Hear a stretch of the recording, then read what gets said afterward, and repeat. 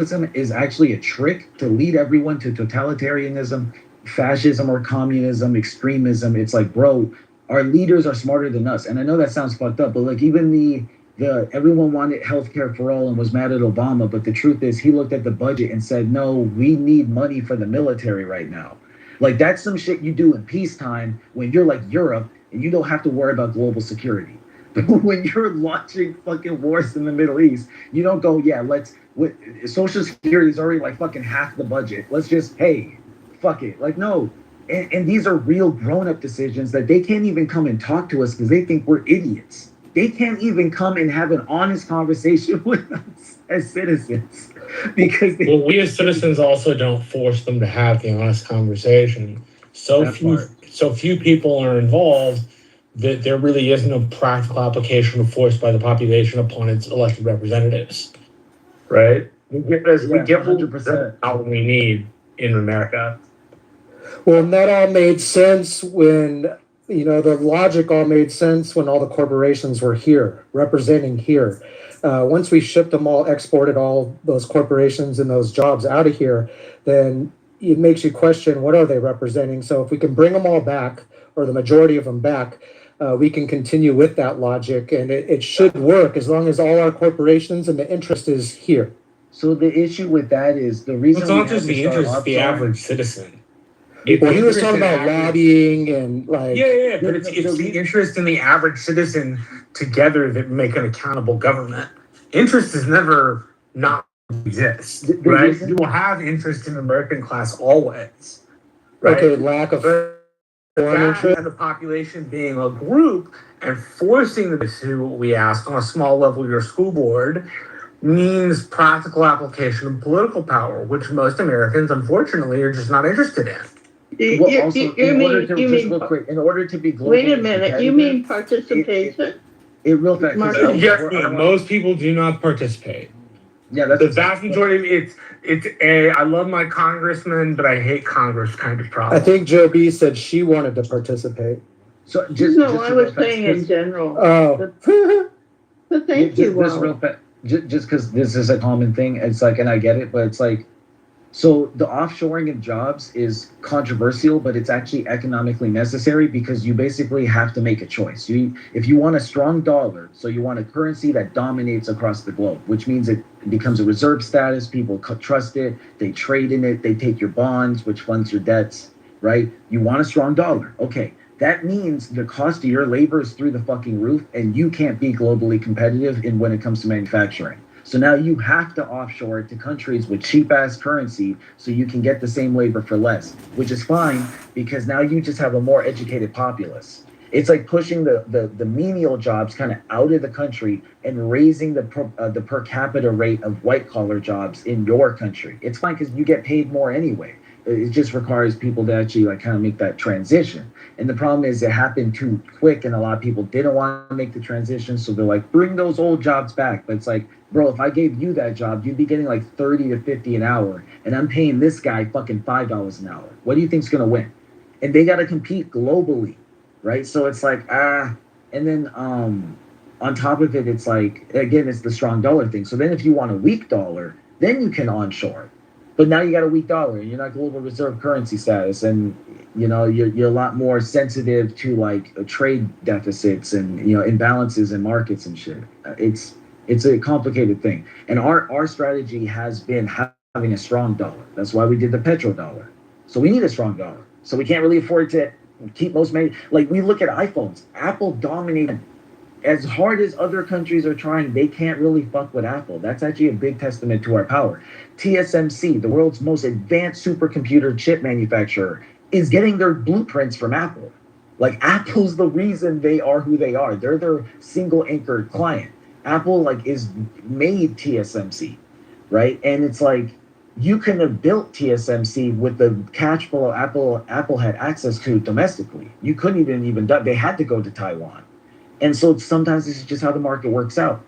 And, but we have the IP. Apple has the IP. The money grows our GDP. It is what this is where shit is. And now we as the average American kind of get fucked. But the truth is, it's not that our government's fucking us. It's that the world isn't perfect. And sometimes shit sucks.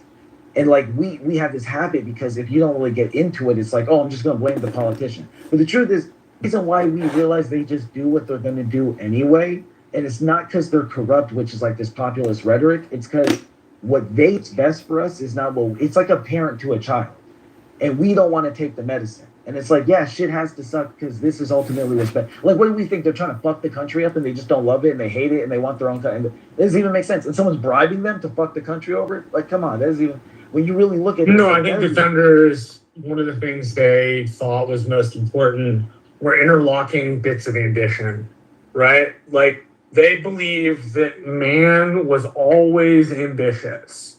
And as a consequence, once man or woman is involved in politics, they will be ambitious. So the population doesn't like the showing of ambition, but the founders expected both ambitions not to out, but to help self-regulate the system of power, right? Because everybody's interests wouldn't always align. And there would be competing forms of interest, and the interests would make for strange bedfellows in politics, which would end up being done, which we wouldn't have thought about. Yeah, well said. I think like even the railroads are a perfect example. Like, unless you want to become communist, how do you solve the problem of like getting a railroad built in your country?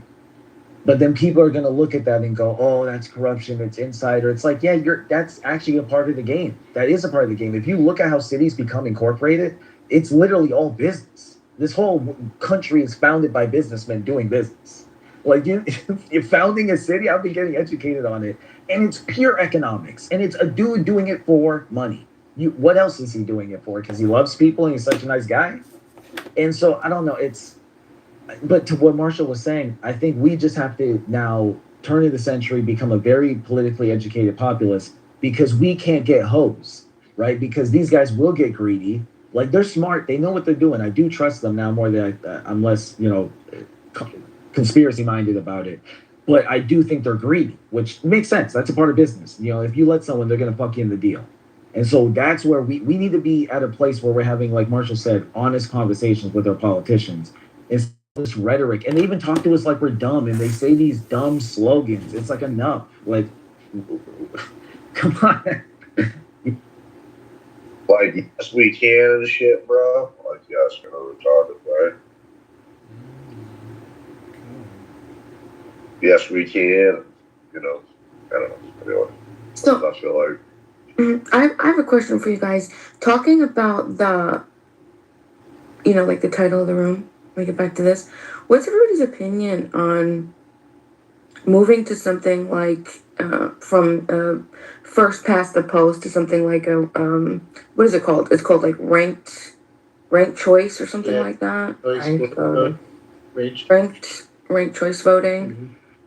What do you guys think about that? I want it so And, bad. and for those who don't understand, like, no, it's like, so right now, let's just say, for example, we have, well, it's difficult because we usually just have a Republican and a Democrat in the end, and then whoever gets the majority, right, they win, right? But if we had, for example, three pretty good vying presidential candidates that were running, okay? And one of the, let's just use three. Like, we'll use Trump, we'll use, who can we use? We can use Trump, we can use Kamala, and then who's the third that we could use? Someone say some name, real quick, come on. Put a name out there. Let's go. Wake up. Wait, you mean a candidate? Yeah. Just real quick. It's just for hypothetical. Shapiro. Spencer Cox. Okay, so Shapiro. So let's say first past the post, Trump gets 40%, Kamala gets 30%, and then Shapiro gets 25%, right? And first past the post, majority rules. That's it. Trump gets it. Right? In a ranked choice, what it would be is the top two, right? The bottom, you would slowly whoever got the 25%, the people who voted for Shapiro, because he's out now, we would do a revote, and then those people would be able to then put their vote in, and then Shapiro would be out, and then it would just and Kamala. You get it? You want to be like Europe? You want to be like France and shit? I don't like. No, I just. Why not keep our system? It's pretty expensive, Bima. Very Think about expensive. it. It's Why very not just expensive. keep our What system? you Yeah. just proposed. Process of Ridiculous. elimination doesn't work. And Europe does that shit. Like France, a bunch of different countries, Germany. It just. I don't like it. I don't want to be the France. I don't want to be like Europe. It also delays the results. It's true, Yeah. but what that would also mean is I think that the ultimate goal is to have a country that's more confident and more happy with who they have as president. Right now, it's half the country is pissed and half the country's happy. But if we had So ranked how choice, is that going to fix it? How is that going to fix it? Like Well, half and half is going more- to be pissed. yeah, no, that's the point, right? Because in what we have right now, we would have that 25%, that 20. So right, if that the example that I used, we would have Trump have 40, Kamala had, and the 25% had Shapiro. Okay, but if we that 25% is not going to have their voice. 25% of the country. That's crazy. They're going to be able to put it in for either Trump or Kamala, right? And so that's what I'm saying. Like, I think right now we have just small percentage. I mean, about half that select who the president is, and then we have half the country that's just pissed. Yeah, but the people that choose not to participate are choosing not to participate for whatever their reason. Their absence from participation from the one thing they can do didn't involve activism, they're absent from that. And I think all that actually mattering is not why they were absent, but that they are absent. Right? It's irrelevant of why. The system still degrades without. There's no way for the system to hold itself together without that kind of self-critical participation. And we just don't have it. And we should be willing to, instead of blame ourselves in large part for why we have the issue. The government reflects us. If we don't like what the government looks like, then let's participate. Let's get involved. Let's vote. And for those that don't vote, we can work to get them to vote. But not voting is a choice. And not voting should not come with accommodation. You choose not to participate, you get what you get. I think and this is something I also had to black pill myself on. I'm like, oh, it's because life is too good. Like, Americans are like really spoiled. Like, life is very good here for all this. We're kind of for all this shit we talk about. Oh, our government sucks. Oh, it's like, shit's pretty good. Like, it's, yeah, I don't know. Like, I don't know. Especially when you talk to people from Europe or from other parts of the world, like, their situation's much worse.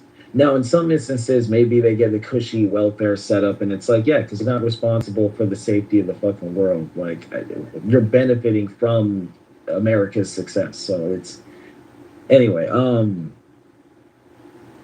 yeah, I don't even expect it to change. It's like, America will mostly just probably have a culture war for the next 20 years. And the elected officials will tell us what we want to hear and change the culture. But like, whatever the strategy of the people pulling the strings want, it's just going to keep getting done. So, and I don't think that's necessarily for the worse. I mean, it could be a lot worse.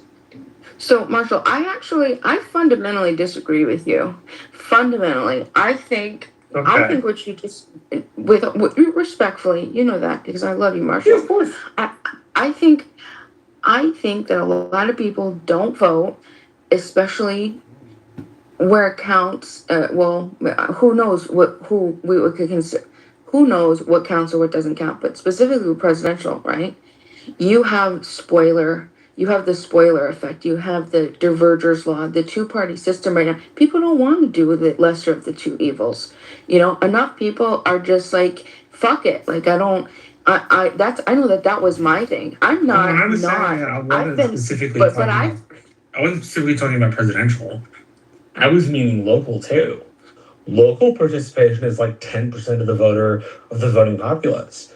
My mayoral election is 5,500 people out of a voter base of like 80,000 people, right? The place where government can affect you the most, people are the least involved. So I think we do it backwards. I think until you build up a loyalty for political involvement in your community, asking people to participate on the national level is pretty much a waste. I think that presidential though is where we get the most turnout, right? The locals and the specials are Jesus. The specials are really bad. But again, people are just frustrated by the lack of option. That's what I've seen, right? As somebody who is so passionate about voting and about how we're supposed to live and living with freedom and being a part. I used to repeat those same talking points too. If you don't vote, you can't complain. But then it's just like, wait a second, no, I'm tired of it. I'm tired of choosing the lesser of the two evils. I do think that that's trash. We should have some other options, but our particular system, first past the post, it makes it impossible for a third party to ever even exist to run. Like you can't, it's going to always come down to the two-party system because of that, divergence. No, it comes down to a four-letter word that people don't like. What's Two that? four-letter words that people don't like. Work and time. And you can change the law, but it's going to take both work and time if you want to do it right. And most people want right now. And that's just not possible with our system. Our system was not designed to work like that. It was not designed to bend to the whim of a population who's one thing on a Monday, a different thing on a Wednesday, a totally different thing on a Friday, and an insane thing that Sunday evening. You forgot Thursdays. Come on, Marshall. So I'm not. I'm not sure how. Thursdays, and my point is like populations at their core, per Madness of the Crowds by Jonathan Haidt, and On Democracy by Alexis de Tocqueville are fickle. They change their minds. And they change their minds frequently. And according to Polybius, the problem with people that change minds so quickly is that it ends up becoming a substitute for mob rule.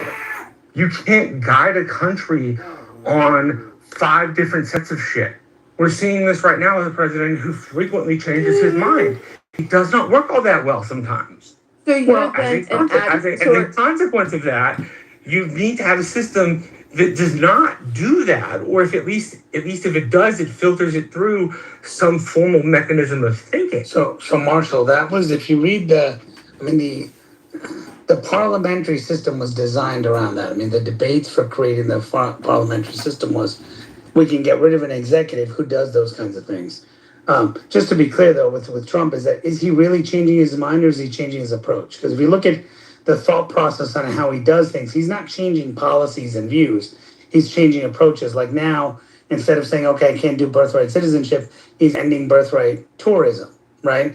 He's doing different things that are still in line with what he's talked about from the beginning. But now he's saying, okay, I have to change the approach, which may seem a little different, but it's in the same line. But when you talk about like a significant party, like, for example, the Democratic Party now itching towards socialism, which is totally different than anything they've ever talked about before, and then every day they're saying something different because they don't know where they stand on. I think you're correct on that, is that we have to have more checks. And I think Bima hit a point, is that we're stuck with these two parties because the system is rigged with these two parties, and it doesn't really allow for a third party to come in, which is the benefit of the parliamentary system, by the way. The benefit of the parliamentary system is it forces other parties to come in. And so you have to build a coalition government with different thought processes in order to get your leader elected, or in order to pass legislation, in order to have a prime minister on your side. So it forces you to capitulate in certain ways. I still think you have to build coalitions just within the same party. Yeah, right? I understand. The coalitions within the parties are not always dominant or same. No, but hold on. You're right in the sense that you're building a coalition with the wing and the left wing and stuff like that. But again, it's still a party, right? It's still one fundraising apparatus. It's still a I can fuck you over type thing, let me do that, right? Versus and totally independent party. Now you have independent bosses, independent leaders of that party that aren't affiliated with you. If we had that a system, again, I'm not saying that parliamentary is right, just saying that kind of system allows for it. And actually, the system was supposed to be this way. In the system it's designed now, but we were supposed to have several parties, kind of collusion between the two parties to ensure that an independent run doesn't happen and that these other parties don't occur. Oh yeah, with the inability to get on the ballot in some places and the inability to like qualify for a national debate. That's a significant problem. I agree. The thing that both parties agree on is that they don't want a third party. Amazing. They actually agree at a 95% clip that they don't want a third party at all. Amazing. I said bring a third party in. Do the structural things that allow you to have one. Yeah. The other two parties sharper. Ross Perot came close and then he got destroyed and then Ross Perot was our chance, but. Well, that's sort of Ross the Perot, Rob HW. Well, Naveen, that's like Marshall said, that's like the byproduct of having universal suffrage. So it's better to have, to create a big coalition that contains many groups that can overlap rather than, one narrow party, for example. That's going to amount to nothing. That's fair. I mean, if you look at it, right, you get people say, "Oh, look at this now. Democrats have to capitulate because they're building a." Well, yeah, because these quote unquote parties are trying to function within the framework of the two parties. You're going to have this. You're going to have the MAGA. You're going to have the Fucker Carlson new MAGA. You're going to have the all these other groups that are coming up that are going to say, "Well, Freedom Caucus was there and this and that," right? But in the end, they all fly, and that's the problem because they all have the same SLF for fundraise for Senate Leadership Fund, whatever the House one is. They all have these same groups that they need money from. In the end, they capitulate. I'll just remind everyone. AOC first election, I will not vote for Nancy Pelosi for speaker. We are going to take her. And then she gets elected. And then immediately on her knees says, whatever you want, man, whatever you want. The leash is around her things. She's running around. That's politics, and man. Then, you got to. Right. No, I understand. But then the second time she also said, I'm going to, we're not going to, because she understood the problem that Pelosi did. And then what did she do? Ended up voting for her again. But if she had, why? Because she wouldn't get the fundraisers. She wouldn't get the support of the party. So the deal was support me and I give you that. But if you are an independent party and you're not there, now she's not your boss because she doesn't control your funding. She can control where you are in Congress, but she couldn't control your funding. So I'm saying that independence is just not there. But anyway, Matt, thanks for hosting this room. How you doing? Doing good. By the way, OC did a video on freezing her eggs. Did you see that? Oh, I did see that. What's that all about now? What's she doing? She wants to create future AOCs, so she's freezing the eggs for now, and then she's gonna, and if she loses, then she's thinking she could sell them future presidents. That is so demonic and depraved. Check it out. And then I saw she did some videos on TV today. She went with that. Who's that guy on ABC with the glasses that claims Trump calls him or whatever? She went on his show ABC This Week. Who's that guy? Anyway, so she went on his thing and was talking about how she was like touting up Al Sayed and all this shit, and it's like, what the hell? Like people don't understand that these guys, and he's a great speaker. He's a great speaker. I'm like, look at how well he speaks. I'm like, look, Osama spoke really well, right? And it was 8 years of hell because he spoke well. Like 8 years of hell, and he spoke well, and you all fell for it because he'd be like, look at your story today about how you all suck, and as you guys suck, we together as Americans can work. And you're like, wow, what a speech! Wait, did he say I sucked? Then they read the transcript; it's suddenly deleted. I saw a recent video. He's doing like that Obama cadence and shit. Yeah, I don't know if you noticed. Yeah. It's the monotone to like high. It'd be like, today we will work together. I'm just waiting for him to say, I got a chance to beat Barack and Michael, Barack and Michelle. I'm just waiting for him to do that, and then King Nav. Is it just me or is James Tellerico do this?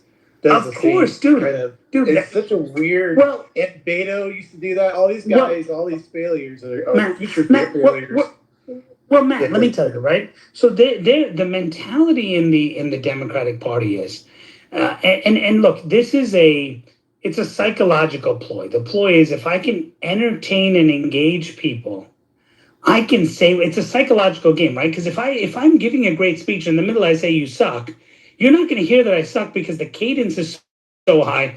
You're resonating with what I'm saying. You feel good. It's just like music, right? You don't realize the person saying "fuck you" in the middle. You're like, what?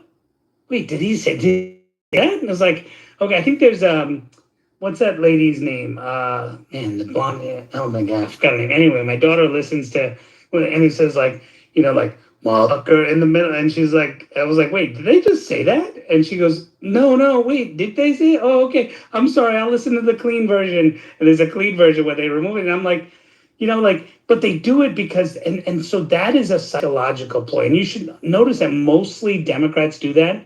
And since Joe B's on stage, I'll just mention also a great orator named Mike Potts also does it as well. He didn't do this. He didn't do it. He did. Mike Potts. So it's not just me. It's like the dialect, the mannerisms. It's like this weird tick they all have where it's like they have to imitate each other. It's kind of weird. No, it's to engage the audience. F-bombs and I know, right? that's what I'm saying. They're imitating, what each other are doing in order to entertain. Like, there's no substance. It's just all for show.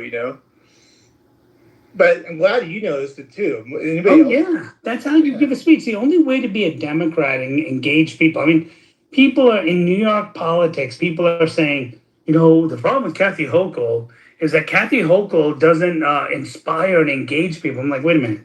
Why are we talking about her policies? Why are we talking about how well she engages people? Oh, Bruce Blakeman, he's not a good speaker. I'm like, look, I can introduce you to 100 guys that are cunning linguists. Does that fucking matter? Like, what the hell? Like, you need to find someone, and those who get it. But if it's mind-boggling the way these people think that that's the way to get a speech, because they can't debate you on policy. They debate you on platitudes. Yeah, but maybe, It's omnipresent.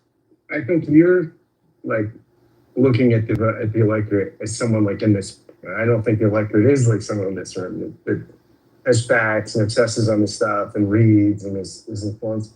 I think absolutely most people are not like that, and so it's absolutely the person that's the good speaker, the good communicator, the good-looking person, the person. But Scott, hold on. I don't know. Is he in the Matrix? I don't know. Yeah, but Scott, you're kind of contradicting yourself because Donald Trump is not a great orator. Yes, he is. And yet, yes, he is. Yes, in his own way. Hold on. In his own way, he is. Well, right, I understand. But if you take Donald Trump's speeches, orator. Come on. Right, correct. If you look at his cadences, how he talks and stuff, right? People say he's one of the worst orators. You read everything; they say he's one of the worst orators. That's why Democrats said and even Republicans were like, "Man, I can't just listen to him talk." But the reason his rallies were so good is because he knew when to stop and hit certain points. But he wasn't a good orator. He was good at delivering statements and facts, and he knew the topics that people needed to hear and things that people wanted. The other side says, okay, well, I don't want to. I don't be very happy to do that. Right. I don't. They don't. The other side doesn't want to debate or talk about what they're going to do, but they'll use platitudes to. I completely disagree. Yeah, it's not the rhetorical style of someone like Barack Obama. Sorry, am I still in the matrix? You cut out a little bit there. I was just going to say, I think Trump is a great rhetorical genius. It's just not conventional. I think Trump's appeal is largely rhetorical. I think he's great at that. He's excellent. His rallies, he's utterly brilliant. Not when he's on the teleprompter. When he's unscripted the rallies, he knows his people so well. I think Scott, you're misunderstanding. Right? We're talking about oration. His Queen's accent is just too disgusting. So I think you're missing something here, Scott. We're talking about oration. Sorry, Joe. Go on. I was just gonna say he speaks to the regular Joe He really, it doesn't have to be sophisticated. But that's what The I'm trying to biggest say. Is that, problem in America is niggers. Niggers need to be. so Scott, you know, What's I my think doctor doing up on? Scott, I think you're conflating connecting with people versus oration. Okay? Well, no, Two no. different What I'm things. saying is rhetorical style. Yeah, I think like there's. I had a friend who wrote a dissertation, preacher, about Saint Augustine and Karl Barth on rhetoric, and I mean, Augustine knew so much of the person, right? Barth didn't like the personal thing. He thought the preacher didn't matter, just the message. That's insane. But rhetoric and oration are different. Yeah, but I would take the rhetorician over the order any day of the week. I mean, I would. Correct, but most people won't, and that's what I'm trying to tell you. And rhetorically unsophisticated. And I think Trump is a rhetorical master. I think his oratory skill is unusual, but there's a skill there. The way I mean, he's a master. He's a crowd master. I think Look, that's all the very experts different say than somebody. Look, Scott, all the experts say that he's not an orator. They'll say he's rhetorically great because he knows, which is what I said earlier, he knows what to say to charge up the crowd. He knows the things to say and do. He knows that, but he is not an orator. He's a guy that if you give him a speech, he'll knock it out of the park because he'll know when to modulate his voice up and down and do all this stuff. He doesn't do that, which is why he bombed at the recent, correspondence dinner thing and all that, because he was given a speech and he practiced it, but he didn't know how to orate it properly to engage the audience, because that is what that role is. He spoke to them like he was at one of his rallies. Exactly. Yeah, See, exactly. that's I think the thing. it wasn't his crowd. It wasn't his Well, crowd. but that's what I'm saying is That's why he wasn't effective. that a good order, that's what I'm saying. Oration versus rhetoric is very different, because oration, no matter the crowd, you can like Osama would give speeches that would rally everyone, and like Republicans would listen to him and be like, okay, that was a great speech, but I got some questions about what he said. It's always, that was a great speech, but I got questions about what he was saying, the content. And people would be like, they would just hear the first part, great speech, because they would hear Bill Clinton, same thing. Let me tell you about a summer when I met a lady. Like he would give and people are like, wow, I want to hear him talk. Like I'll pay to hear him talk. About what? I don't know, but I'll pay to hear him talk. Nobody does that with Trump. They want to hear what he's going to do. They want to hear that kind of, the action is, we're going to build the wall, we're going to do this thing. I think people pack those rallies like Obama or Clinton never could pack a rally. And that's because he's an exceedingly effective communicator. That's different than what I'm saying. I mean, okay, if we were to parse out words really carefully and parse out between rhetoric and oration and communicator and this, sure, we could. What I'm saying is, I think Obama is a great communicator, so is Clinton. Trump is too, in a different way. I mean, his style is, and what he's great at is reaching people that the Democratic Party alienated his communication style. The Democratic Party is becoming a party of snobbish elites, and this is how he's taken over people under $50,000 a year in income in the last election. When's the last time a Republican did that? A lot of it is communication style. He's utterly brilliant. And it's sometimes mean-spirited and sometimes over the top, and all of that is part of the magic. I think he's incredible. I think it's because that's what I'm saying. He placates his talk to, oh, sorry. I'll just say, I agree with John. You're underwater. Can't really hear you, bud. Go ahead. So I was just going to say, Scott, I think there's nuance to this, but, Trump is very good at knowing the crowd. Like if he's, for example, he's in Las Vegas, because Abby's here, I gotta say it. He's in Las Vegas and he's telling a story during the election about a waitress who comes to him and he talks about no tax on tips, right? Well, if he went into other parts of the country, sure, that would be great. It'll probably pick up on social media later, but it's not as big. But he knew the crowd he was in and he said that stuff. Whereas Obama would recycle the same speech when he went to many different places and maybe add one or two specific things. The difference, though, is the style and the oration. And what I was pointing at, Scott, is, and while you're right, and I think I'm right as well, I think it's important to understand there's a psychological play. When Trump hits you on the stuff he's saying, which is also psychological in play, he's hitting you on things that emotionally are important on concepts. Like, look at what's happening with the border. They're sending these people over, they're taking our jobs, they're doing all this stuff. Great. When Obama does it, he's like, we are a country built on this way, and you're hearing the voice go up and down, and you're resonating with the tones, the tonal structure. And so musicians do that all the time.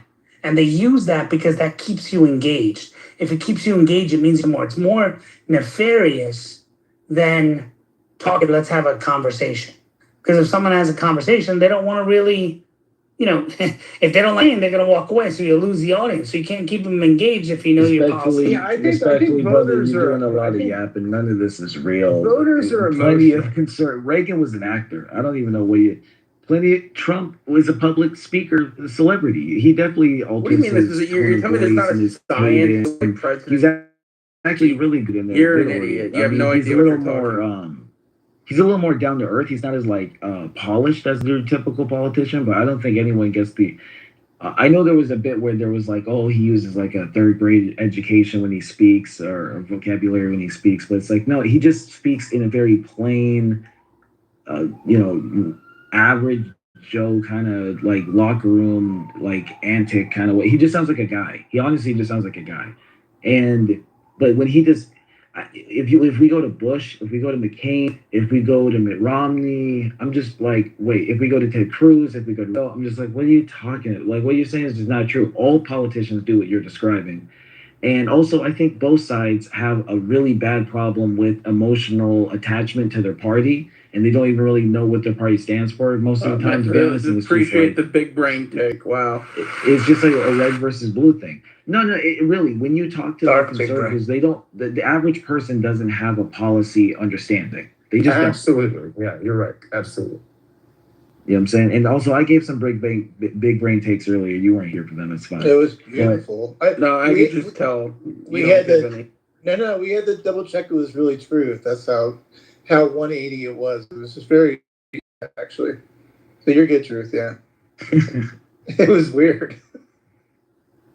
Yeah, I'm kind of I actually mad. think that voters are emotional creatures, and I Correct. think both Obama and Trump are effective at hitting people's emotions in different ways. And I think, But Scott, and I'll tell you what, I could watch a We all Trump hear me rally now, Matt. longer than I can watch Yeah, Obama. I hear you, man. I would watch, and I'm not in politics. I would watch. I love watching Trump rallies. I don't love watching Obama's speeches. Correct. I don't sit through this whole thing. Correct. But I guess what I was trying to say to you is, and I was about to say is that the effectiveness of Obama has gone down because people were more. Because look at Trump's. Anytime you get a chance, just look at some of the debates and some of the speeches from 2016 of Trump's opponents, right, including Rubio, where they all used platitudes, they all did this, and he goes, okay, just get off this, okay? You did this, you did that, and move on, right? Well, that was unheard of for a politician to talk that way, but that resonated with the people saying, oh, look, all his donors are here. Those are all his donors clapping. Yep, all his donors and stuff, right? It's like, okay, well, that's what you're thinking, right? You're sitting there go, yeah, who the hell's clapping for that? Oh, that's his donors, right? So he's kind of saying what you're thinking. So it's a different strategy and a different approach. And so I think now that politics has become that way, right? That's why Obama hasn't been effective in endorsing candidates since he left Obama office. was a because- reverse fake actor, bro. And the people could just tell from a mile away after a while. Like, what I liked about Trump was that, say what you want. The guy seemed to be pretty authentic, and he could get through to the masses. Yeah, and I don't know So, if that that's the thing, authenticity is flaw or not, right? I don't know, but he seems authentic. I don't know if Trump is when he's bullshitting and when he's not. But even if he's I bullshitting, know. He projects he authenticity. seems authentic. It seems authentic. Yeah, I totally. Yes. He's got a certain special way of coming across as authentic, even if he's not. Yes, I don't know what it is about I agree him, but he does. Am I living in a strange multi-world verse right now? What's going on? You guys are all like really praising Trump. What's going on? And by the way, Matt, I just want to let you know on ABC, Ocasio-Cortez she hasn't ruled out a presidential or Senate campaign. Here we go. If she is a nominee, the Democrats. I said this years ago, bro. They're going to try to, because of the identity politics, and they know the Latino vote is But remember, they counter the black vote so many times. They're going to try to. AOC is going to be their Well, you think Rubio AOC Mountain? I think it's going to be. I think it's going to be. I mean, it's going to be J.D. Vance and Rubio. Rubio as vice president, because the Republicans are stupid either. They understand, and the Democrats understand that the Latino vote is going to be even stronger in the next election. Not this one coming up, but the next election is going to be even stronger. So they're going to be right? Rubio, in my opinion. And then it's going to be AOC and like someone like Gavin Newsom. You know what I mean? I don't know. Yeah.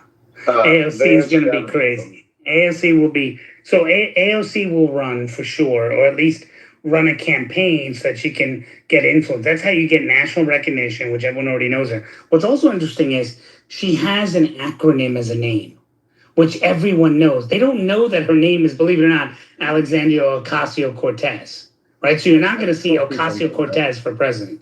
You'll hear AOC for president. If AOC gets the nomination, Democrats will lose 57 states. Wow. Guam, Mars. I just don't. The problem is, too, all the good Democratic candidates are Jewish. And that's with the anti-Semitism and the anti-Israel sentiments. I just don't think there's a lot of anti-Semitism on the left, and I don't think. But I think Rahm Emanuel is the guy that can win independence. I think that Shapiro is the guy that could win independence. It's Ben Shapiro. If he wasn't, I know this is going to sound bad or whatever. Josh Shapiro, Ben Shapiro, Josh Shapiro. If he had not, wasn't Jewish, he would wipe the floor with anybody. He's just really good. Real quick. Isn't that shit funny? The anti-Semitism nowadays, though. Wait. Especially the Democratic Party. Just want to be clear. I was told that the Republican Party was rooted in anti-Semitism. Donald Trump was the next coming of age. Every single Republican every single Republican was asked a question in both 2016 and 2020. Do you support the anti-Semitism of the president and all that? I don't see every Democrat having to ask questions about the anti-Semitism. So to be fair, look, there's not widespread anti-Semitism on the left. There is widespread anti-Zionism, but like to act as if like the average person on the left is just like, I fucking hate Jews. Like, dude, that's not fucking happening. And also, don't let you do, bro. Just admit it, bro. That's what it's about. You actually don't like Jews, and that's what. If you're just afraid to admit it, and we all know it, bro. Like, no, that's the Jews. You don't like Jews. Pepe literally was just screaming about the Jews, and he's not on the left. I know Pepe, bro. Just hear me out. Just hear me out, bro. So what I'm saying is, this is more like this, like modern kind of, AIPAC is fucking with everything, and Israel just wants us to get into war with Iran. Man, fuck Israel. They're genociding the Palestinians. It's just this new rhetoric wheel. They're not literally anti-Semites, bro. Like, they're just not. Dude, I'm telling you. And I wasn't even screaming about speak for the whole party, but I speak to a lot of people left and the right, and people don't like Jews, bro. Like, it's anti-Zionism, sure, but it's also they don't like Jews, and they're just afraid to admit it. A lot of these people are. You see, I'm not against the Zionist. I don't have a problem with Zionism or the state of Israel, but it's like, okay, if we're going to play this little game where there's a lot of influence, we're going to pretend like, this is all, we're doing this war in Iran just for our own interests. It's like, no, cut this shit. We can even look at who's primarily pushing this. Netanyahu said it his fucking self. It was his fucking plan, his fucking idea. I mean, why? But then I watch people like fucking chicken toe around it, say, "Oh no, it's the U.S. that's doing it, bro. Strategic interest." There's some. Of course, we have some interest in Iran having less influence over the region, no longer paying for their what do you call it? Militias there in regional terrorist groups and not getting a nuke. But other than that, I mean, it's primarily was not done for us. I just want y'all to know white people and Jews are all the same. Just let y'all know. I mean, that's a whole nother cover. But so just real quick, so it's even like if we look at, so I was raised to think like, oh, America's just always bombing the Middle East and they did that horrible coup in Iran. It's like, look, if I'm being honest, this is gonna sound so out of character for me, but it was a shithole country. And I really don't give a fuck. Like if I just really just can we be grown-ups?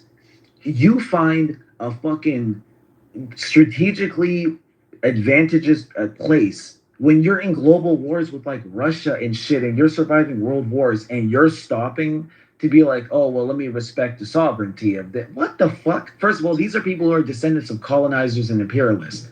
I'm not shocked they didn't give a fuck. Iran? And to be honest, if I was in the driver's seat, I wouldn't have given a fuck either. I would have been like, yeah, cool that crazy bastard out of there. Put the dude who fucks with us in charge. Like, what are we talking about? Duh. Like, of course that's what they did. Iran's actually one of the more educated and I guess you could say least Islamic countries or populations in the whole fucking region. Get down or lie down. When Rome shows up at your door, why do you talk back? Like it's no. You are too relevant. It sucks to be you. So I hate. Well, the thing is, though, Iran's stance would be entirely different if they knew that that the American public, they had the same. They were expressing the same sentiment, would have the same fervor to go to war, like after 2000, September 11, 2001. The calculus would be entirely different from Iran because they would know that we would come in there and they were absolutely fucked, and there's nothing they could do to stop it. But they know that this is not a popular war. No one has an appetite for it, and so America's not going to really do it. Go all in. By the way, even that is largely due to like Eastern propaganda that's anti-Western, that's designed to make it look like all we do is fucked up wars. Wait, no. If you were to look at the global war on terror, okay, that we spent 20 years. Hold on.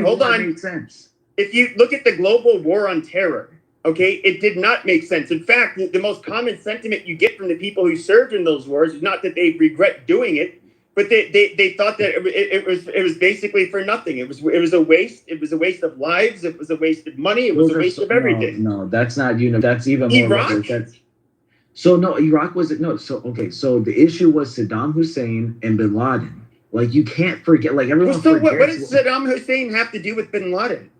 So first under George Bush Sr., we got the Kuwait War, right? Where he's trying to. I know all of this. You don't have to give me that history. But what does Saddam have to do with Bin Laden?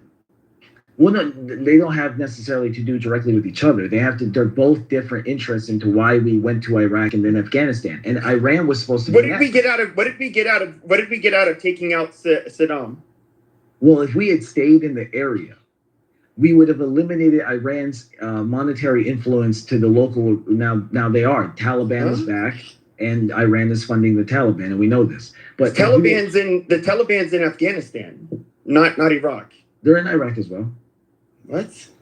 No, wait, is that okay? Hold on, let me triple check that. I know Iran is funding forces in both regions, period. But the main idea was Saddam Hussein had to take him down.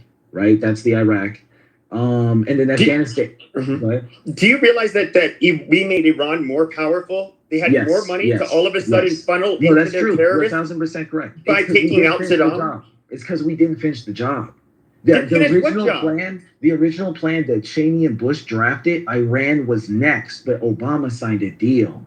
That's why I'm saying, like, no, actually, our strategy made sense. It was working. We were not supposed to pull out. Trump is correct. It was a shitty deal. It was so what were we going to do? Occupy that fucking region of the world forever? Maybe another 10, 20 years. It hurts to hear. How many trillions of dollars is that? Less than we've lost since. If you ask me. What have we lost? Well, if we're being honest, Iraq cost us about $3 trillion. Afghanistan cost us like $7 to $9 trillion. There is a very good reason to be wary of American expansionism. I propose this thesis. The only service listed in the Constitution is the Navy, because doing anything with a land army or ground units, to Navy to ferry them. Thus, the Navy should be the strongest service in America's arsenal. And we should then have an expeditionary force like we do now, but we should think in terms less of land and more in terms of sea. That's the thesis.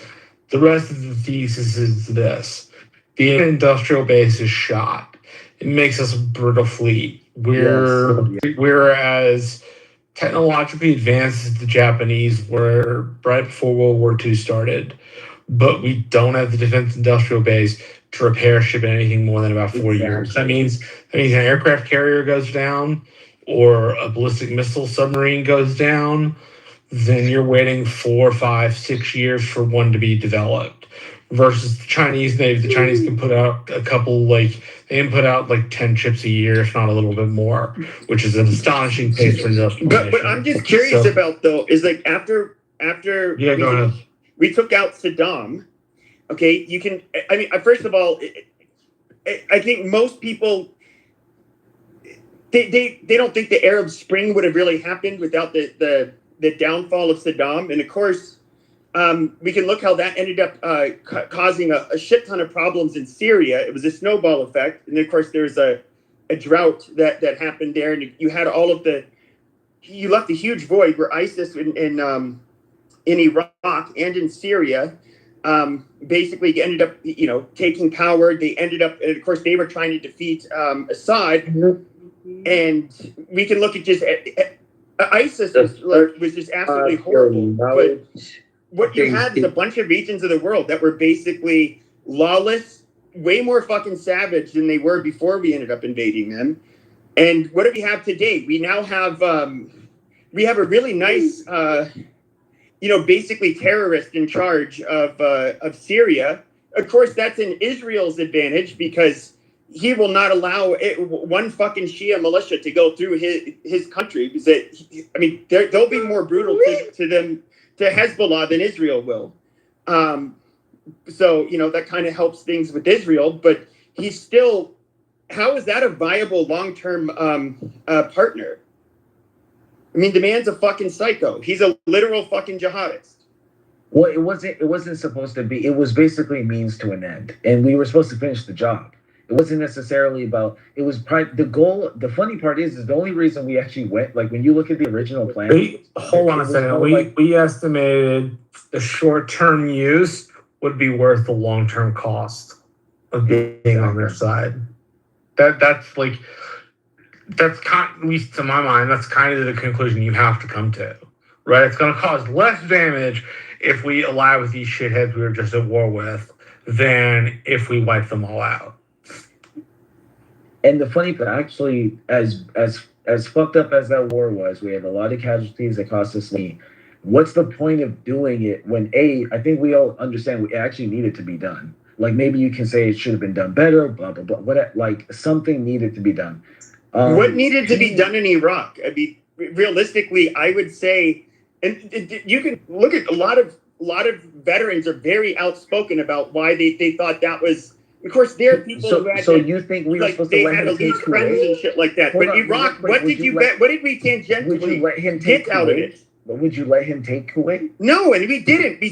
I'm not against the Kuwait. I'm not against the first Gulf War. I think us invading Iraq the way we did was absolutely fucking stupid and caused way more fucking problems than it cured. A whole lot more. Look, I understand, but I think that war is ugly. I think that we're not a perfect nation and our military strong. That has nothing to do. I'm not making an argument about whether or not war is good. It's what you do. You go to war for a reason. We went for a reason. What was the reason was bogus. Hold on, that's actually what I was in the middle of saying. So when you look at the original nickname for the strategy, it was like Domino, and it was supposed to be the reason is to kill the enemy, Pepe. Exactly, Norma. Thank you. Yeah, but killing the enemy is not okay. If that was the case, we can go to war with China, but we know the outcome of going to war with China. Yeah, but if we go to war, everybody knows the outcome would be really bad. So we don't. Yeah, don't. Pepe, two things, please. Two things. One, China actually has robust technology and they have a nuke. They couldn't take us, but they have a nuke. It's better served attacking the fact that they're oil starved and they have to import their oil. Iran was their chief importer, so that's indirect fire. But that's not even okay, the topic. But this is once again. Hold on, but real fast, just to finish my point. which was that This the is original a strategy post hoc was justification for this. This is not why we went to Pepe, we that's not attacked true. Iran. They had these plans drafted in 2002. They had a 15. You can look That is this up. not why They we had did a it this time, 15 though. million. Yo, The let me finish. They had a justification is $15 Pepe. million computer simulation against the U.S. versus Iran in 2002. So you're literally wrong. This is not post hoc. The plan. No, the you're nickname- you're the nickname- rationalizing Stop, why please, let me why finish. we did it this Let me time. That is finish. not why we did it this Yes, time. it is. It's the We did same it this time to reason. kill the bad guy, Pepe. It was Just the keep it same simple. reason in '02. We were worried Iran getting a nuke. What are you talking about? You don't even know what you're talking about. Just please let me finish. So What are you talking? I do know what I'm talking about. Why we did it this time? The nickname for the method was domino. The idea was literally Iraq, Afghanistan, then Iran. That was the whole fucking strategy. And they spent $15 million on a fucking computer simulation. Makes running sense, the dude. scenario. Syria fell, Libya fell. I mean, come on, man. Like, it makes a lot of sense. Pepe, quit sitting on your fucking hands, bro. And you got to understand, look, it's Libya war was a is ugly. fucking disaster too. Like that is another War one. is ugly, bro. War I is agree. It has nothing to do with agree. war being ugly. Yes, Look it at what does. happened after Libya No fell. big Do you, mic, please. No big mic. do you know why? Do you know why? Do you know what what's it? Gaddafi's threat always was that if Europe or America ever fuck with them, it was always that I will allow if anything happens, I will allow a flood of fucking black sub-Saharan Africans into your fucking country. He was actually one of the people He didn't have the power to do that, Pepe. Oh, he did. Because he did not let them through his country. But he can't control our. He was no. Okay, he's obviously in North Africa, right? And right after he fell, for example, that is when sub-Saharan Africans started going through Libya to the north, and that's of course when you saw in the news that they started taking them as slaves. But he did not allow them. He was harsh. No, when he went out of power, okay, you ended up getting a bunch of blacks coming through Africa and swamping Europe. Okay, that is a fucking problem. That's bad. There are illegal immigrants coming from every. No, but we specifically got a lot more black people. I don't know why you have coming something through about black Africans. I mean, we have Syrians, yes, that's adding more onto them. Yeah, because it was a problem. Yeah, but they don't all go through Libya. They're not. No, a whole bunch of them did. Unfortunately, black folks from Africa are not the biggest problem with refugees. If anything, it's Syrian people. Okay, who left they Syria, are all a problem. They're all. It doesn't matter though. They're all a problem. It does matter. But yeah, so the anyway, point is all the decisions that we made sense. We go to war to kill the bad guy. Yeah, all the decisions we made sense. The When are we reality gonna is the get public. Whitey? The reality is the public just got really upset with it because war causes war fatigue. That's a reality. That's not what it was. It was way too expensive. It solved nothing. If it would have solved something. Okay, what did it solve? Did it bring peace to the Middle East? No, it actually, what it ended up bringing when we invaded Iraq. When we invaded Iraq, what it ended up causing. Yeah, all right, Norm, don't do this shit. You love to do this in every other room, but when it comes to interrupt people, it's really obnoxious. But when we went into Iraq, Pepe, what ended up happening? People let you rant. You do that. I was quiet for about a good hour and a half. Now, what ended up happening is you immediately had. You're doing it again, Norm. You immediately had like a civil war. Okay, then you end up having ISIS come in. I mean, a good 15 years after Iraq was invaded, it was a violent fucking cesspool. There was far more death and destruction and terrorism that ended up coming as a result of us invading Iraq, as opposed to Saddam, who, by the way, he was not a safe harbor for terrorists. He would actually kill them. And part of the reason why is he wasn't a religious man, but he would never allow a Muslim cleric to have any kind of mass influence over his people. Pepe. I'm accurate. Just respectfully, brother, I just disagree with your perspective. And I get it, but I look at it like, so Saddam has destroyed. The Ba'ath dictatorship ended. If we had stayed in the region, that would have been a sustained win. We withdrew and we lost that win. That's why people forget about that win. But That's we a powerful stayed in win. and we had a civil war and then you had ISIS. There You was no expect that civil war sometimes. in That's Iraq. okay. then. It's a Yes, there civil was. war. No, there It's was not no the first civil time war. There was a it's been Shia in versus Sunni Iraq. civil There was war. no It's the civil. shit that Two sides, happens. Pepe. When you It was were the it's a big guy Shia on majority campus. country, and they Hold on, they just real correct. quick. When you and were the Ba'ath big, and they hold on, just and you real had the quick. Baathists who had Pepe, traditionally when been you in are the power. big dog. More like a pan-Arab Pepe, nationalist. Pepe, They were Pepe. far more sympathetic to the Sunnis. And so, and after Saddam gets taken out, what are they? They're going to fight for who gets to control the fucking country. It was just that simple. Yeah, exactly. That's what I'm saying. That's not. It's still part of doing business. You can't make the omelet without cracking eggs. This is. We were in a. You can't. When you're looking at situations like this, sometimes there's just losses you take. That's what I'm saying. But we got nothing out of Iraq. Hold on. So first, Iraq was a win. Iraq was a win. Now you can say maybe a win, but that got us what? Again, we got rid of Saddam. We got rid of the dictatorship. We established elections. They actually survived. No, before we left, their elections were working. It's just we left too soon. That's another thing. And then you got Afghanistan. Do you okay? First of all, this free and fair election bullshit is fucking retarded. These are Muslims. These people basically have to live under a fucking monarch or a fucking a ruler that doesn't allow them to really have a vote. These are Muslims. They can figure out how to govern themselves. On an order of concerns, Indonesia, for example. Just hold on. The vast majority of them have strongman leaders. Only way they fucking behave. Yes, but you're associating strongman leaders with Islam. I'm saying that I don't think I'm that's saying the in the right Middle one to East. take. I'm saying in the Middle East. It's absolutely correct. Let's talk about strongman leaders are more the. Let's talk about all Let's the talk about the white people. The only reason they took over was because they had weapons. So if we stayed there, the democracy was working. These were insurgents. Hold up, the white Christians. No, these were insurgents. You had to, they were getting armed. They were literally getting armed by the IRGC in Iran and getting trained, and then you actually had fighters coming from Iran to help in Iran, and then you had the huge insurgency that was coming across the fucking border from Syria. These are foreign people that both had an interest in fighting. The white people. Can we? Sorry. I'm sorry. Can we please talk about white people? Talk about that I shit, am bro. sorry. I'm going to go on me right now. Hi, Joe. Yeah, so Iraq was a win. If we didn't lose, the elections would have kept functioning. Then Afghanistan.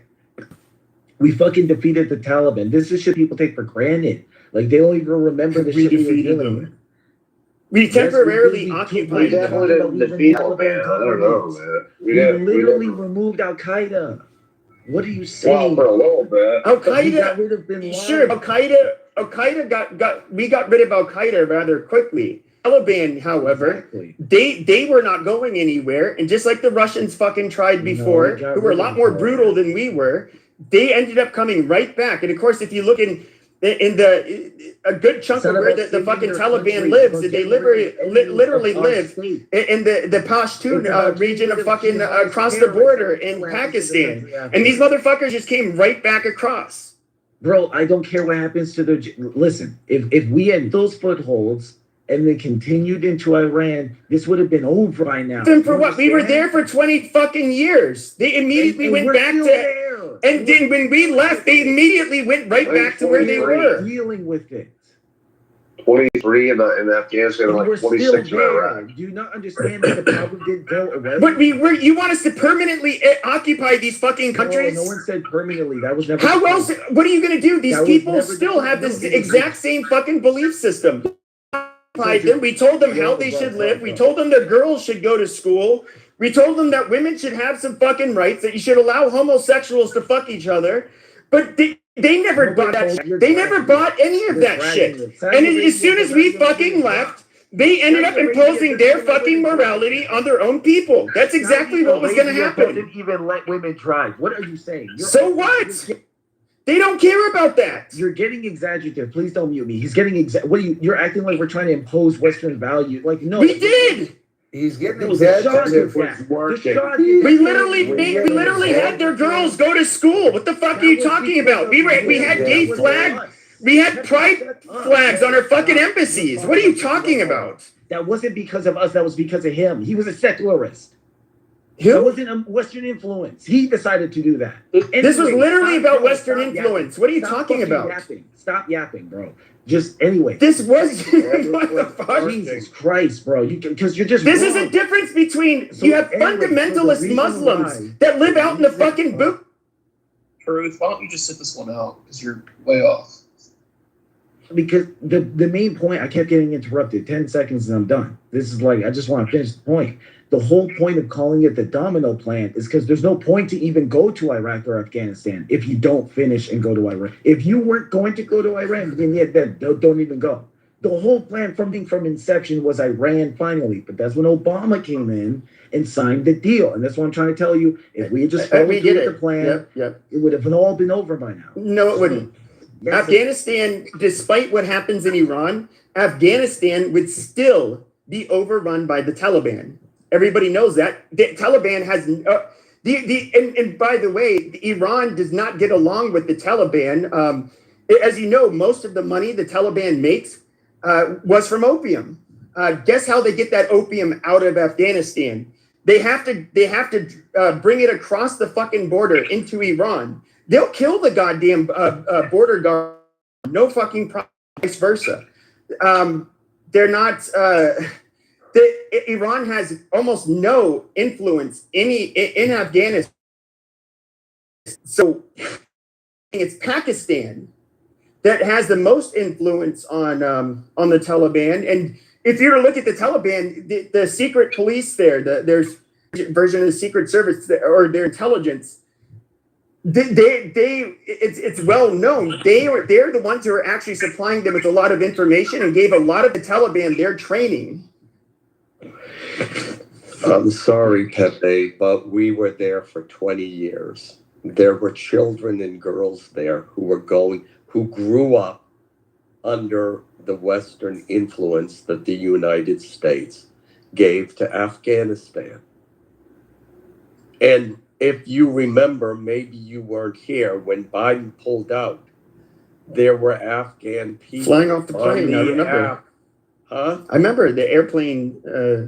They're trying to fly off the Globemaster. No, what on Clubhouse? No, on TV when they were trying to get on the airplane.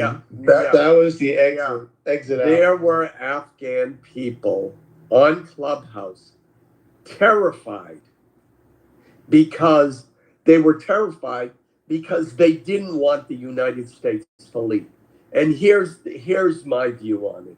We have 35,000 troops in South Korea or I forget the number, but we've been there. How many years have we been in South Korea? We're never leaving South Korea. We only had 3,500 troops in Afghanistan. 3,500.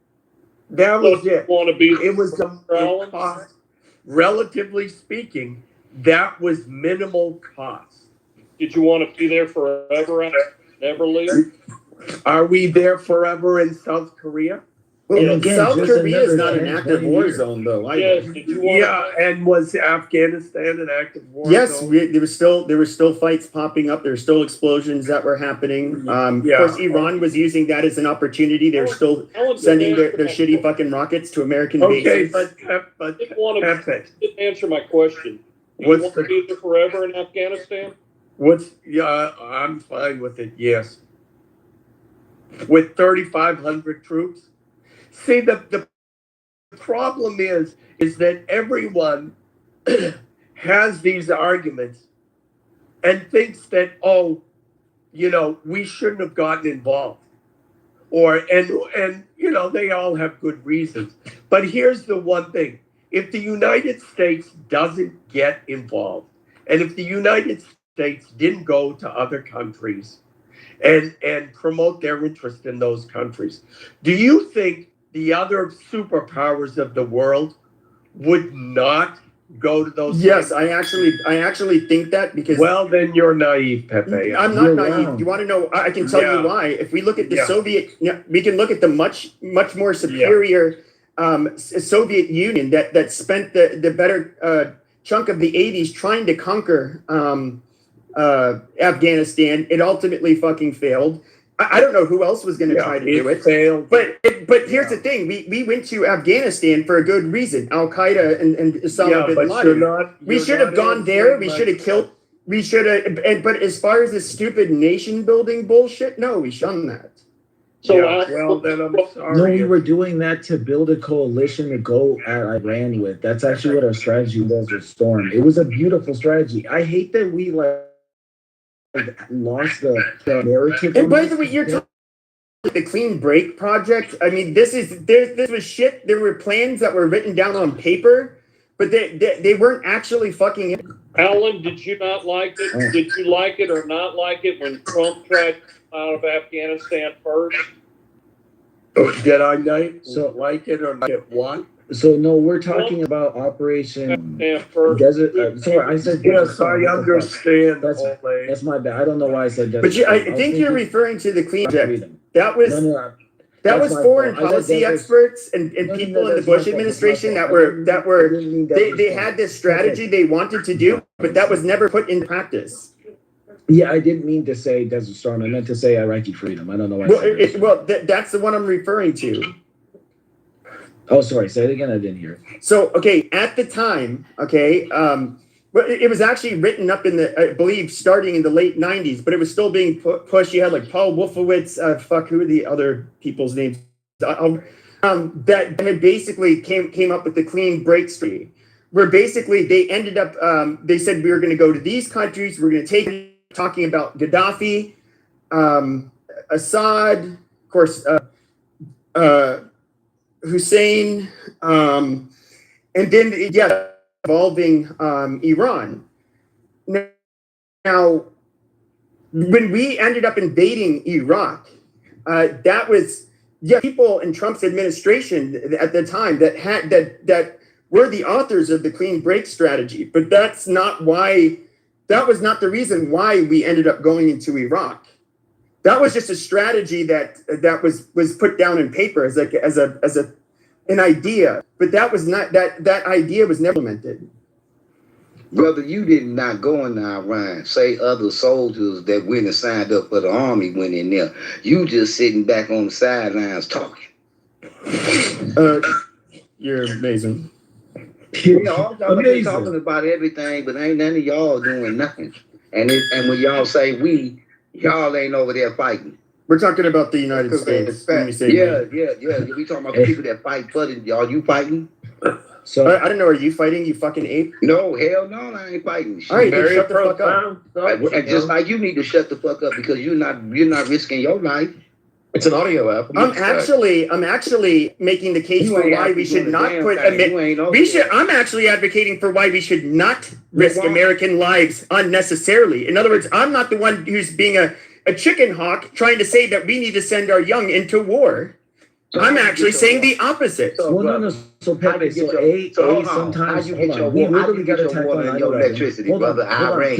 Hold on. We got attacked on. No, my water comes from the Colorado River. I know in Arizona we know where our fucking water comes from. What are you talking about? You're forgetting 9/11.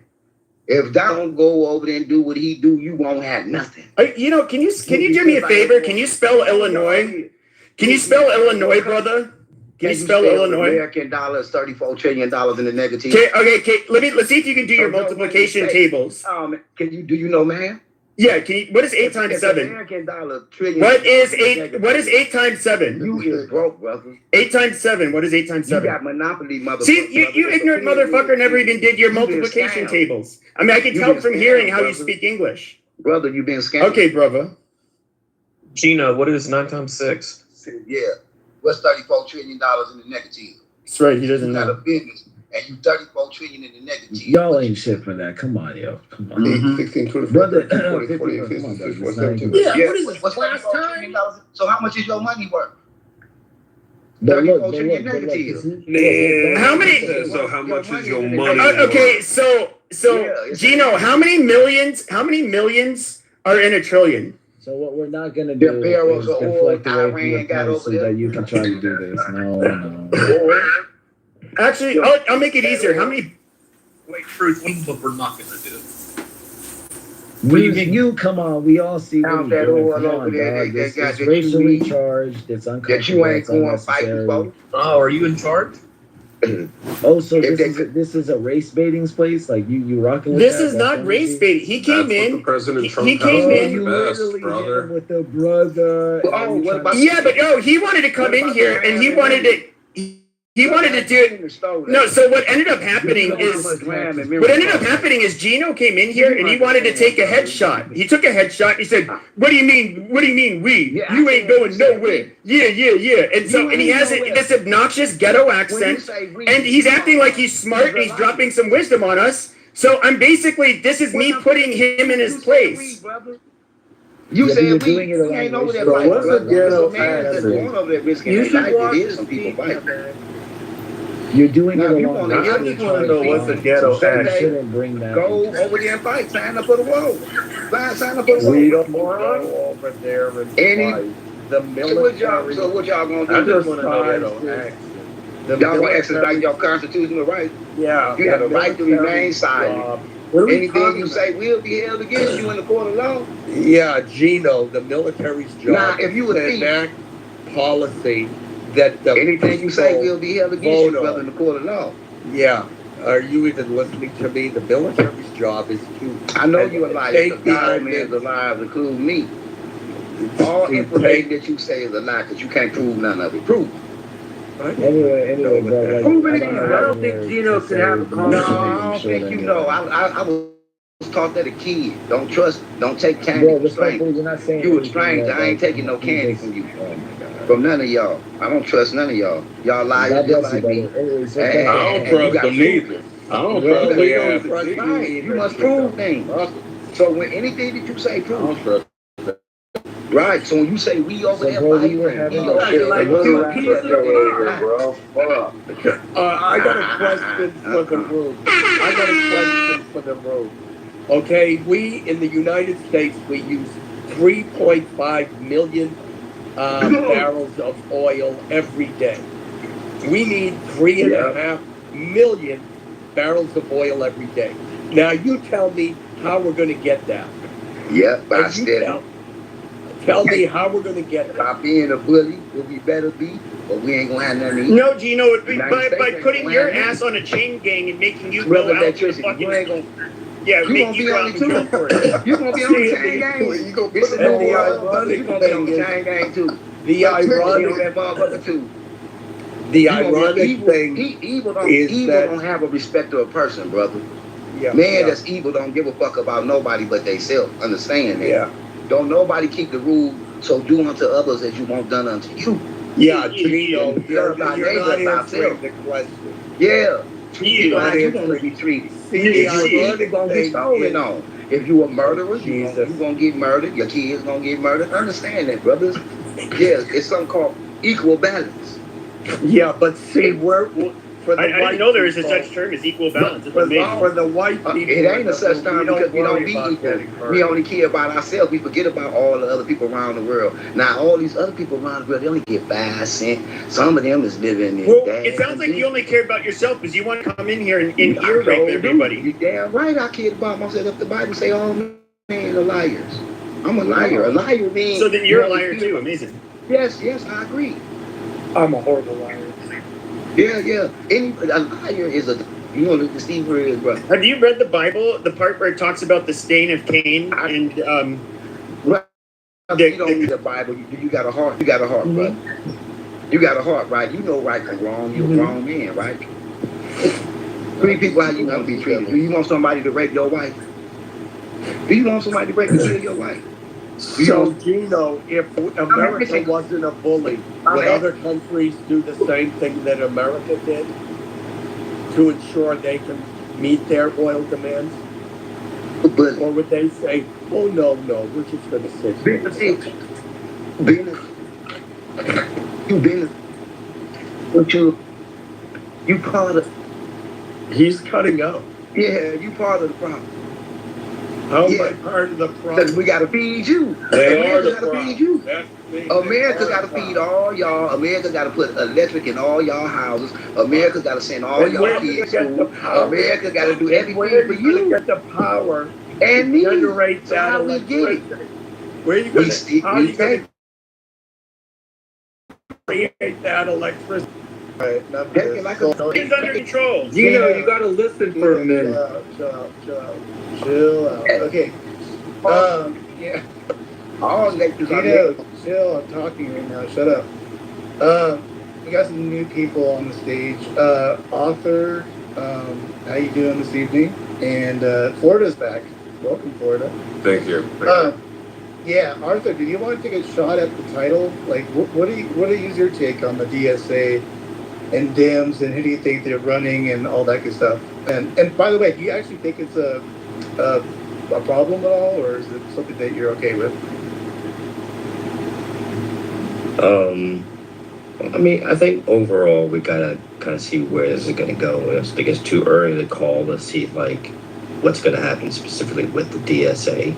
It's like it'd be like trying to predict that MAGA was going to go because of the Tea Party. Like no one could have predicted MAGA because of the Tea Party. So I think it's too early to call what the DSA is potentially going to be to the Democrats in that regards. Right. Do you believe that, was it El Sayed? Do you think he's a DSA member? Because I know there's like a debate whether or not he's actually like a DSA member. I guess he's been endorsed by them, but do you know one way or the other? I don't even know. I mean, I don't know specifically, but I will tell you this: he's American, right? Like the dude was on stage, like, being a politician. So I mean, I don't think there's any doubt to his veracity of that. He's just American. There's no like ulterior motives that people are prescribing to him. Like he seems like he's Midwest like through and through. Right. And what do you make of MAGA and maybe Rubio or Vance or some other MAGA candidate? Do you think they're the ones that are going to be considered, or do you got somebody else? Or do you think like we're going to go back to, I don't know, the Bushes, Mike Pence folks, or where do you think the Republican Party's going? I mean, I hope there could be some leveling off a little bit. I mean, I don't think Vance has a cachet to be anything other than what he is. Rubio's gotten a lot better, but he's so tied to the current administration. So we'll see if he could potentially shake that off. But I think, I'm not saying it has to go back to the Bush, but I think just in general, things just need to level off and not be so polarized, if you will. Damn, you motherfuckers can't stay away from the war mongrels and idiots. Bush fucked the country up. Trump fucking the country up. You motherfucking white Republicans, conservatives, whatever you want He to call wants to go back to the whole business as usual, bro. That's fucked up. You can't choose somebody that won't put the country to a recession. Fuck it. I'd take gay marriages than the country getting motherfucking drowned to the motherfucking ground. All you motherfucking conservative, right wings, whatever you want to call. I just call y'all white people or crackers. But that's another topic. But anyway, you motherfuckers, y'all keep fucking the country up, but y'all want to talk about gay marriages and bullshit. Get the fuck out of here, you fucking idiots. We're doing our best, honey. Motherfuckers ain't accomplished shit as Republicans. All you want to say the Democrats ain't done shit. But all I know in my lifetime, I lived through a few Republicans. God damn it. I lived. I was alive when Reagan was here. I was here when Bush. I was young, but I was just want here. more white people to pay for your fucking shit. No, I don't. I just want white people to get it right. When have y'all got it right? When have y'all got it right? We're having a dream. Tell me that. When have y'all got it right? Never. I'm trying to figure it out. Y'all started some shit right here. How the fuck we running out of all of our methods? Huh? What are you talking about? I don't think Brass is running out. Don't get me wrong. I mean, to say we never did Biden do such a great fucking job? He did better than y'all. He's doing better than what we doing now. No, not really. He allowed, Yes, he he allowed is. a literal Yes, he invasion. is, really. He allowed a Yes, he literal is, fucking really. invasion of our fucking country by a swarm of But fucking no, terrorists. he didn't do none of Fuck you that. talking Shut about? your dumb ass up. He didn't do none of that. He didn't do none of that shit. I We- definitely do not. I We was agree with chilling, Heidi. worried You about that. can't do anything. When Biden was I'm in office, confident we was Biden worried did about president. trans. We was I don't worried know about what president transgender. those years, but it wasn't. I wasn't finished. When Biden was in office, we was worried about transgender. 60% of all transgenders are white men. We was worried about these girls, these boys, And girls. 30% are Nigerian. 30% are Nigerian. We wasn't going through war. We were just worried about these man boys. I mean, these man girls. That's it. Yeah. That's it. Hey, We were worried about immigration too. Yeah. We wasn't tripping. Now with Biden was Highly selective. We not scared of we little. don't like hey, it. we not scared of little Mexicans. Yeah, Democrats is we not scared of don't Mexicans. like you using the term cracker. We prefer we prefer to be called our proper name. What is that? The master race. Yeah, Wait, master. Hell no. Alan, hold on. Alan, can I ask you a question, brother? Hold on. Alan, can I ask you a question, brother? What are your thoughts of black people? What are my thoughts of black people? He hates them. You don't hear how he talks? I want to hear what he Make a song says. about black people, Alex. He just sound like a racist. He just sound like a I just want to hear what he When I says. think of black people, I have happy, warm, fuzzy feelings. Thoughts. What kind of question is that? sound like Make a a song racist. Be honest, man. You got a lot of What are your thoughts of white people? Oh, I can tell. Man, I got a lot of thoughts, man. What you want to know? Yeah, No, first thought that comes to mind is Epstein Island when I think about white people. Yeah. We got lots of them. That's weird. That's really weird. This is weird. I think of prison sometimes, but I think of Good Luck Charlie. Good Luck Charlie. That's another one I think of. That's the second one. I think of Lana Rose. Third one. okay. 291. What are you doing down there? What's going on, man? No, I was invited here by Peter. He told me this was a room for independent. Peter invited? When it comes to white people, I think about the Catholic Church. Thank you. I think about the Catholic Church and all them little boys. Thank you, Peter. Thank you, Peter. Shout out to all them little boys in the Catholic Church. Shout out to them. Well, no, I'm Catholic now. I hope they didn't touch you, brother. Whoa. You know what's funny though? You say that highly about all the brothers. I mean, all the people in the Catholic Church, the little boys. But you're basically making fun of like all of Latin America. So you have a problem with the Spix too. Oh, That was a headshot for the Spix. You got a problem with the Hispanics? That's what you're saying. I don't give a fuck about them. I'm a nigga. And the Filipinos. Give a fuck about them. Mahakita. Man, Give a fuck about them. That means I love you. Why is it usually a Caucasian Catholic priest touching the kids? hey, Them one niggas thing be I'll virgins. say, one thing I will say, you will never see no black school shooter. I'll tell you that right now. No black mass shooter. Child molester, all that. They do in Chicago all the time. What are you talking about, They're bro? too busy down in the All the time in Chicago, bro. Like over 3 people. If you kill over 3 people, that's considered a mass shooting. I'm not No, we kill each other, I'm bro. not We don't entirely kill. sure. We kill each other. I'm not We don't kill entirely y'all. Sure.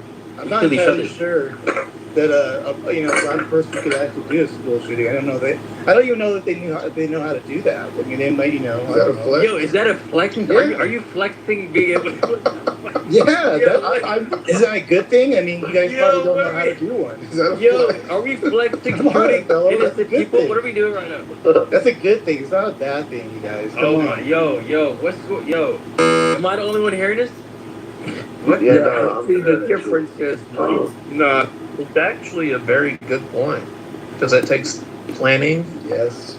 forethought, timing. Holding the gun the right way. Not sideways. Spiraling out. Mental illness. They get to use a car sometimes. Yeah, but white people should have. Would definitely prefer my kid to, I mean, God forbid, but to wind up in a by my own choices, wind up because I'm not paying attention or whatever, end up in some gang, right? And gang violence versus shooting up a school. Like, I mean, I think gang violence is a lot easier to solve than the mental illness that's going to come with someone so spiraled out that they're going to shoot a bunch of people and then die. Like, that's like suicide. That's some weird, that's too far. That's too much. But the problem with that, the problem with that, Matt, though, is like mass shootings will account for well under 1% of all murders, but the kind of killings that you get from delinquents, that's going to account for nearly the majority. So, I mean, they're a whole different animal. Nah. It's just the system y'all created. I ain't gonna let that ride. I know y'all gonna mute me real quick when I start. Go ahead, Heidi. Wake it up, Heidi. Wake it up, see, the reason why it's so many mass shootings in black neighborhoods, and I have to think about this, is the way you set up the ghetto. See, I always ask, why don't white poor folks live in the ghettos with black folks and Hispanics? Because the ghettos ain't just made for blacks and Hispanics. Listen to me, shut up real quick. The ghettos is made for broke people. Broke people. It's not just made for black and Hispanic. It's made for broke people. So I always wonder, where are the white projects? They live on the outskirts. No, hear me out. Once again, they generally live in the poorer areas of the suburbs and hear me. No. You get to live. What are the poor areas of the suburbs? Okay, here in Phoenix. Okay, I can tell you. Hold on. I can tell you, like here in Phoenix. Let me finish. Oh Jesus Christ! Once again, you're tacking more shit on every time somebody else wants to talk. I'm trying to finish. We let you spew your bullshit and no one interrupt your punk ass. So let me bullshit. You interrupted me the whole time. What kind of syrup you like on your pancakes? Agave. But if you look at Phoenix, for example, we can on most of the west side, parts of the east side, in the inner city, that is where you have your, I guess you could say, black and Hispanic hoods. Then for the white people, it's quite a bit different. You would have to go out to parts of Mesa, a suburb, and then you would have to, if you go all the way to the furthest end, the furthest suburb, hold on, the furthest suburb, hold on, the furthest suburb, that's the furthest out, hold on, that's the furthest away from the city, out east, Apache Junction actually has a very large, why aren't there any poor white demographic. No, but they do. They live in the projects in Apache Junction. They live in trailers in Apache Junction. For fuck's sake, they live separately because they don't want to live around you fucking people. Because even they're a lot more fucking peaceful than the blacks. Trailers are spread apart. I said, where are the projects? Why aren't they have housing projects out there too? Attack each other. No, y'all don't. Yes, they do. No, y'all don't. What are you talking about? The housing authority. You have housing authorities that are run by the state. Look, there's a difference between living on top of each other versus a trailer park that's spread out and you can actually step outside and get some sun. Sure, but they do have housing projects. So both. You have generally the smaller suburbs won't have their own housing authority, but the state and the county does. You absolutely have Name a white project in Mesa. Name a white project. There's Mesa. Name me one. I don't know the fucking name off the top of my head. Exactly. You don't know. You white. You don't know no white projects. I know black projects, and I'm black. Wait, are you trying to tell me that there's no? Are you trying to tell me? But you could tell me where they're. I've literally lived